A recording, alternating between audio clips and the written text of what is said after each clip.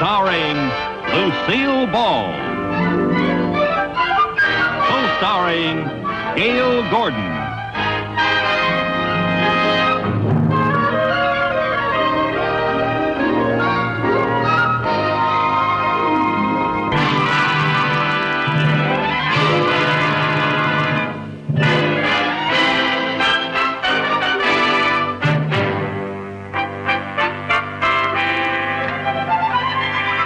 Good morning.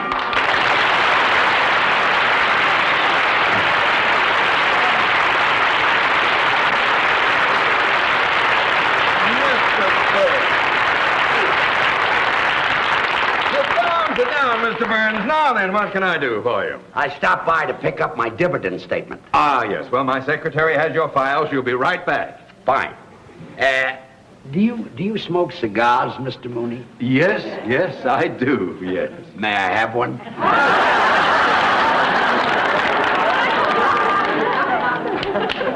Thank you. Jack Benny always pulls that on me. Very fun. Well, you know how that is. Some actors have to be on all the time. So I've heard. Oh, that could be very annoying. I could never be like that. I think it's unprofessional. I say once an actor walks off the stage, he should leave his work there and be like everybody else. Very commendable. I've learned to relax. Like Irving Berlin said in that song many years ago. Lazy, I want to be lazy. I want to just lay in the sun with no work to be done. Yes, I remember that. Oh, under that awning they call the sky. It was very stretching and yawning and let the world go drifting by. Yes, well, I want to peep in the deep tangled wildwood, counting sheep while I sleep, like a child would, with a great big valise full of books to read while it's peaceful, while I'm killing time, being lazy now, Mr. Mooney.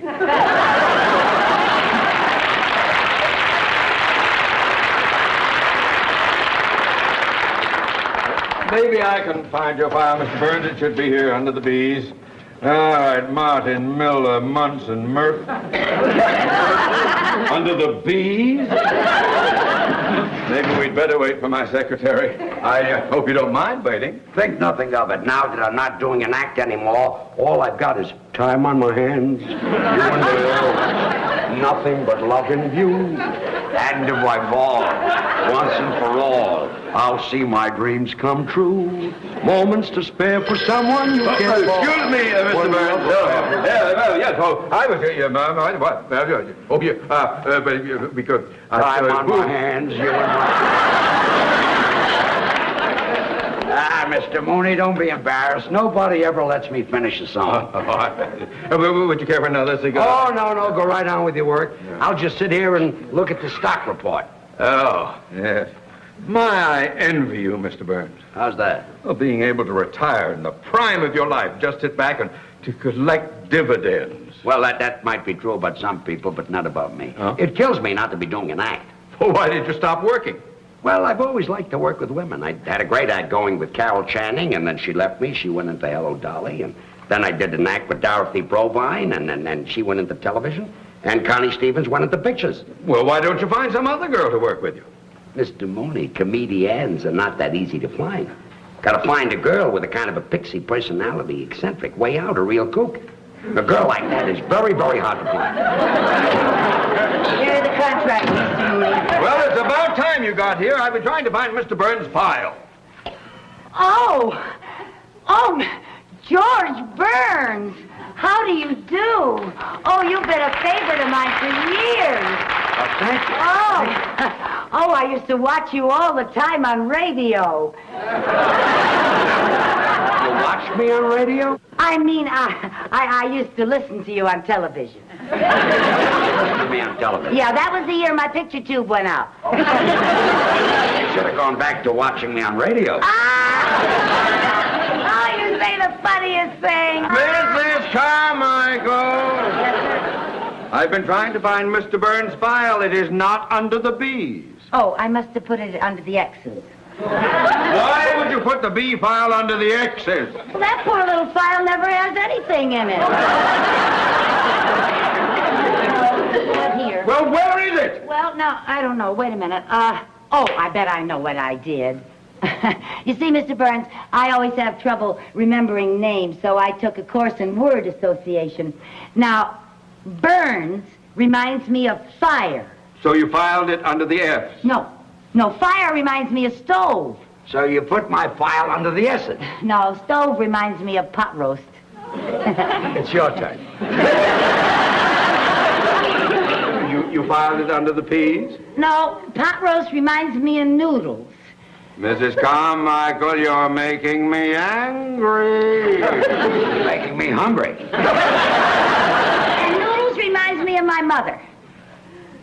It's your turn. Noodles remind you of your mother? Yeah, she made the best noodles, and I'll bet that's where I put your file. Under noodles. No, under gravy.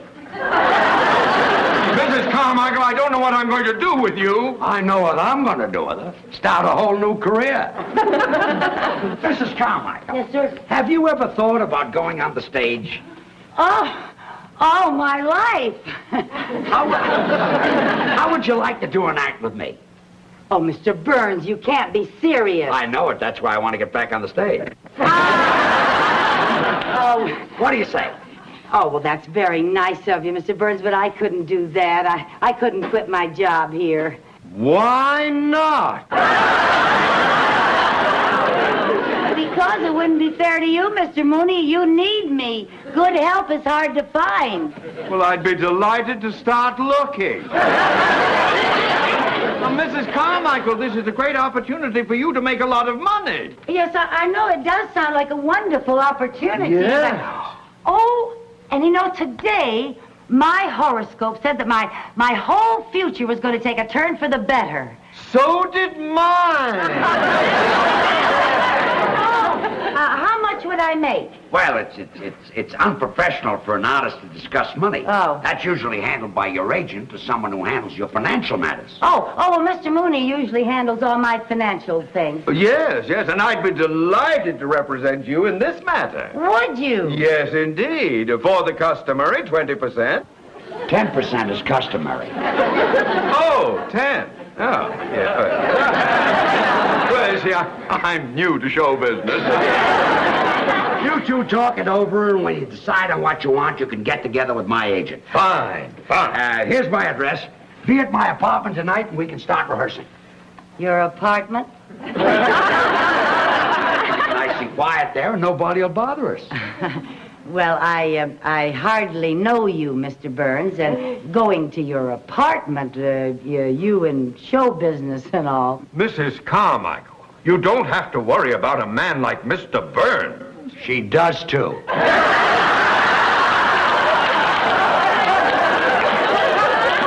didn't mean that you aren't a gentleman, Mr. Burns. I just meant that... Well, I meant you're a man, and if I go to your apartment, people might talk. What people? There won't be any people there. And when I talk, nobody believes it anymore. Here tonight. Okay, Goodbye, Mr. Mrs. Burns. Carmichael. Well, thank you. Goodbye, Mr. Mooney.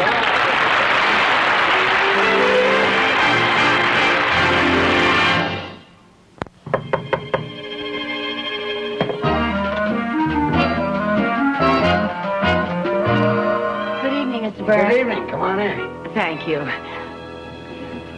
Oh, what a lovely apartment. Well, I'm glad you like it. Oh, it's so beautiful. Are you ready to try a little rehearsal? Oh, yes. I can hardly wait to find out what I do on the stage. First, you've got to learn how to get on the stage. Oh, yes, sir. See, making an entrance is very important. Oh. Now, let's see. Where are we? That'll be the wings right there. Oh, uh-huh. Now, this will be center stage. Yes, sir. Yeah. Is that the audience out there? That's the audience. Okay. Now, we're introduced over the house mic. Oh, are we? Ladies and gentlemen, here they are, George Burns and Lucy Carmichael. Now, the orchestra plays our entrance music. Oh, what is our entrance music? Some of these days. Oh! Now, let's make our entrance. Let's go into from the over list. here. Now, you walk out just like I do. Yes, sir. Okay. Yes, sir. Now, here they are, ladies and gentlemen, George Burns and Lucy Carmichael. Now, there's music, and I'm walking out, and I'm bowing, and I get to the center of the stage, and when I get to the center of the stage... I'm sorry, Mr. Honey, you walked out too fast. Oh, well, I guess I've waited so long to go on stage that I was kind of in a hurry. You belong over here. Oh, over here? Over there. Oh. That's it. Now, we'll start. Yes. Well, Lucy, say hello. Hello. Not to me, to the audience. Oh. Hello. Don't look down at the audience. The people in the back can't see you. Oh. Hello. Now, I'll tell you a little trick. Especially when you're new and you might be self-conscious. You look out at the audience, but you don't see them. You sort of look past them. Oh. Well, now. Well, Lucy, say hello. Hello. That was very good. Oh, thank you. Do that again. Hello. What's that? What is that business? Oh, a little curtsy. Yeah, well, I saw Ginger Rogers do that on the Late Late Show last night. Yeah, I saw her on the show. She's my favorite. My very favorite. Look, she's very good. Yeah, Fred Astaire was in the picture, too. It was a wonderful picture. You know, at the beginning of it, Fred was an ambitious young dancer playing in a show in Muncie, Indiana. Muncie. You ever been in Muncie? I was closed there. Oh. Well, Ginger Rogers is one of the chorus girls in the picture, and Fred's up there dancing away, you know, and Ginger's in back of him kicking with the girls, you know, and she accidentally kicks Fred. And the people laugh, and Fred is very embarrassed, you know. And then the girls go off stage, and Ginger starts for her dressing room, and Fred comes off stage, grabs her, and starts bawling her out. And that poor little thing is on the verge of tears. She's hurt? Not her, him. Oh, him. It hurt where she kicked him. Oh. And he tells her she's nothing but a clumsy clown with 2 left feet. And he calls her a no-talent nitwit. And then she calls him a swell-headed nincompoop. Yeah, and that's when they realize that they really love each other. It always... So later that night, he goes over to her apartment to apologize for bawling her out, you know. And he knocks on the door. He knocks on the door. If that's Fred Astaire, I'm giving up cigars. Come in. Oh, good evening. Nice to see you. Hope you don't mind my dropping by. Now, I suppose you came by to transact a deal. Yes, I did, and to see how my client is getting along. Well, we've been rehearsing a little bit. Yeah, Mr. Burns is teaching me how to say hello. Hello. Oh, my, that's very good. She'll be worth a lot of money, this girl. Well, I don't discuss money. You'll have to talk to my agent. Hello. Yeah, no more. Hello? Save it until after we've made a deal. Oh. By the way, Mr. Mooney, I hope you don't think I'm taking advantage of you. How's that? Well, show business is new to you, and you'll be dealing with a man who's had a lot of experience in theatrical deals. Well, what's the difference? Money is money, and after all, a man with my vast banking and financial experience, it may be that your agent will be the one who is at a disadvantage. Oh, no. My agent is very good at money matters. Oh? Excuse me. Yeah. Hello? Mr. Burns, your agent's calling. Good. Put him on. Hello, George. This is Jack. Just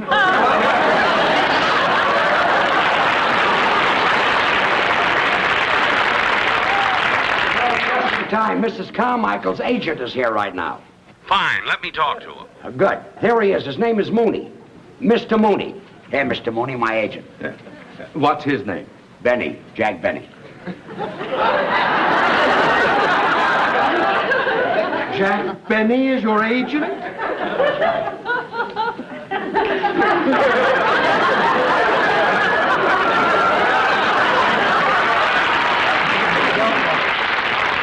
We'll be fair to you.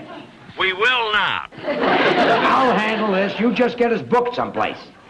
I got you a break-in date for tomorrow night at a club in Santa Monica. We open tomorrow night at a club in Santa Monica. Oh, that's wonderful. Great. The bookers from Vegas will be in to see you, so I hope the act's good. Don't worry, she'll be fine. I mean you.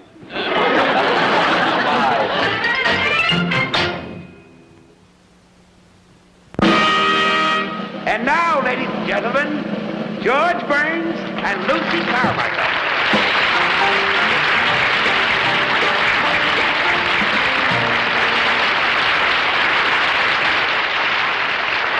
Lucy, say hello.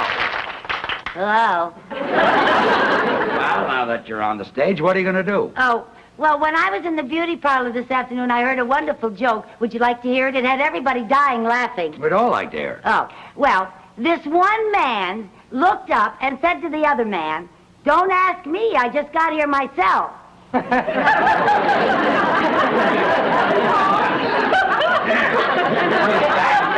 Is that the joke? Well, there was some stuff ahead of it that I didn't hear. That's the line that they were dying laughing at. I wouldn't tell that if I were you. Too old? Oh, yes, it's been kicked. Oh. Let's talk about your brother. Oh, which brother do you want to talk about? The one that's married or the one that's in love? The tall one. Oh, yeah. Well, that's my brother Harry. He's with the FBI. Your brother's with the FBI? Yeah, they picked him up in Kansas City. So the FBI picked him up. Well, they had to. He couldn't pick himself up. Loaded again. Yeah. Poor Harry. Hasn't your family ever tried to do something about his drinking? Well, we sent him to a psychiatrist, and the psychiatrist worked and worked to get to the bottom of Harry's drinking. And finally, he found out Harry's problem. What was it? Harry likes to drink. Well, we all have our reasons. I think Harry drinks to forget. Forget what? That he's a kleptomaniac. He's a kleptomaniac. Harry was always going into stores and taking things, so you know what my mother did? What? Well, she took some adhesive, and she taped his hand shut all but this one finger. Taped his hand shut all but that. Why? Well, so he could play marbles with my other brother. You can't play marbles with one finger. Well, Mother did that to even up the game. You see, Harry didn't have all of his fingers, and my other brother didn't have all of his marbles.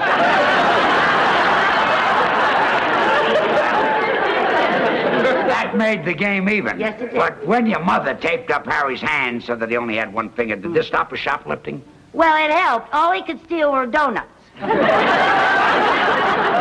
liked donuts. That's right. It was a donut that broke Harry's back.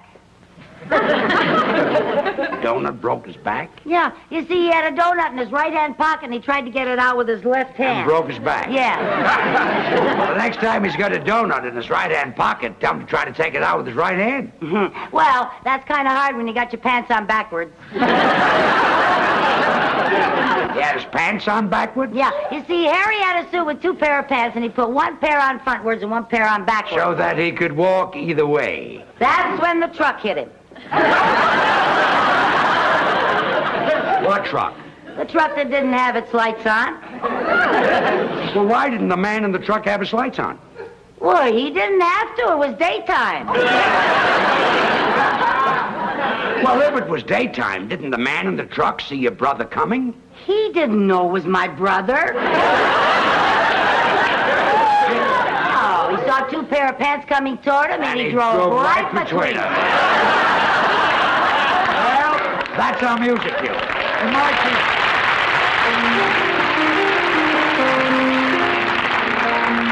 Two sweethearts in a country town, the neighbors say, lived happily the whole day long. Until one day told him he must go away, she wondered then what could go wrong. He said, you know it's true, I love you best of all, and yet it's best that we should part. Just as he went away, he heard his sweetheart say, here's a pretty tempo, Lucy, play with it. Although it broke her heart. Some of these days, Yes, some of these days, you'll miss me, honey. you're gonna miss me, honey. Some of these days, Yes, one of these days, you'll feel so lonely. you'll be feeling oh so You'll lonely. miss my hugging. You used to love it when I'd hug and You'll squeeze you. miss my kissing. You'd ask for more, and I You'll tease miss you. me only You want me only when you go away. when you're a million You'll feel miles. so lonely. In the evening when the sun goes Just down, for me only. I'll be on the other side of For town. you know, Oh, honey, you know, baby, you've had your way. that you went and had your way. And when you leave me, I know 'twill grieve You me. can bet you're gonna be full of sorrow. You miss Your blue-eyed baby, some of these days. Dee-dee-dee-da, dee-dee-dee-dee-da, dee-dee-dee-dee-da, dee-dee-dee-dee-da, dee-dee-dee-da, dee-dee-dee-dee-da.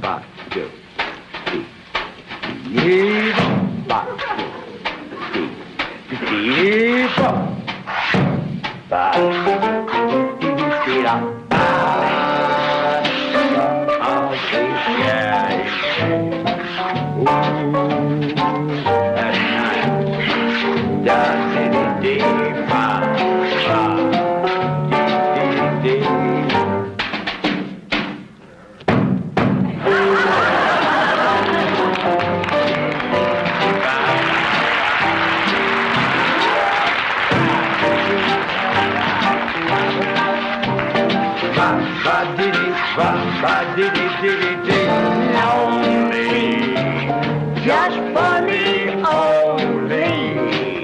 Don't you know, honey, that you had your way. That you've had your way. And when you say goodbye, wipe that tear from your eye. You're gonna miss your baby. You're gonna miss your red-haired mama. You're gonna miss your blue-eyed baby somebody. va, va, va, va, va, va. Miss your blue-eyed baby somebody.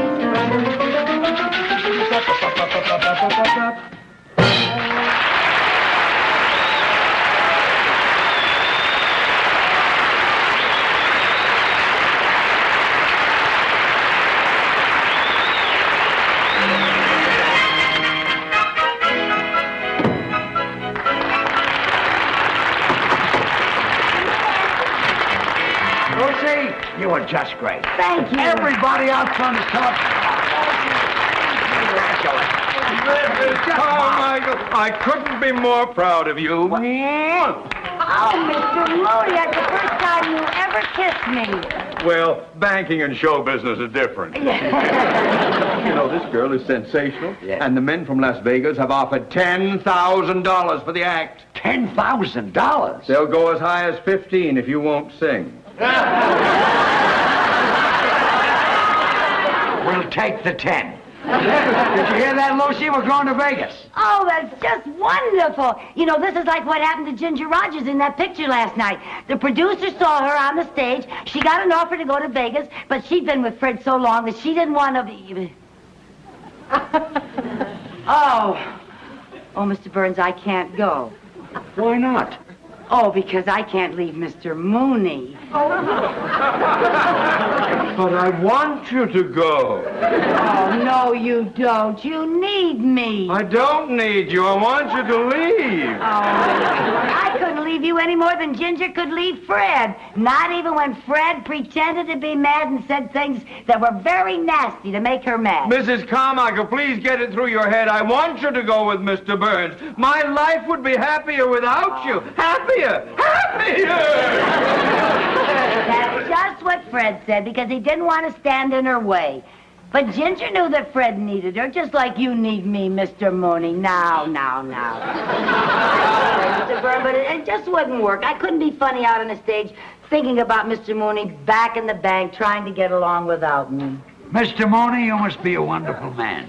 How do you inspire such loyalty? I don't know what I've done to deserve this. Well, I hope you're not mad at me, Mr. Burns. What for? This is the story of my life. But what about the engagement at Las Vegas? Well, now that I don't have a girl, I guess we'll have to pass up the $10,000.